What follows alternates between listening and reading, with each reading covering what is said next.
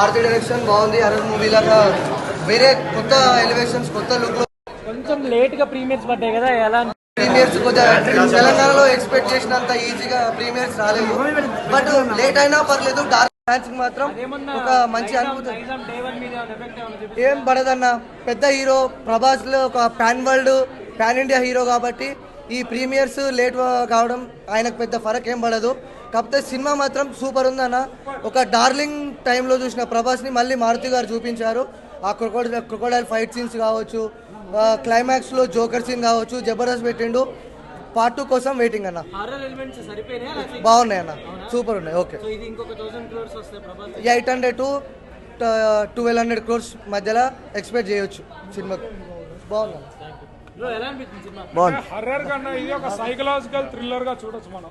మారుతి ఒక స్టేట్మెంట్ చెప్పాడు, మీ బ్రెయిన్ తో గేమ్స్ ఆడతా అని. ఖచ్చితంగా సెకండ్ హాఫ్ లో చాలా బాగా ఆడాడు అన్న. మేమంటే చాలా డిసప్పాయింటెడ్గా వచ్చాం థియేటర్కి, ఎందుకంటే బయట ఇష్యూ వల్ల మాకు షోస్ ఇవ్వలేదు సరిగ్గా. ఫ్యాన్స్కి ఏం జరుగుతుంది రిలీజ్ అనేది సరిగ్గా లేదు. బట్ సినిమా చూశాక అవన్నీ మర్చిపోయి చాలా సాటిస్ఫైడ్ అన్న. And we're very proud of our Prabhas అన్న. ఎందుకంటే ఇండియన్ సినిమాలో ఎప్పుడూ ఒక కొత్త స్క్రిప్ట్స్ చూస్ చేసుకున్నాడు. కల్కి కానీ, ఒక సలార్ కానీ.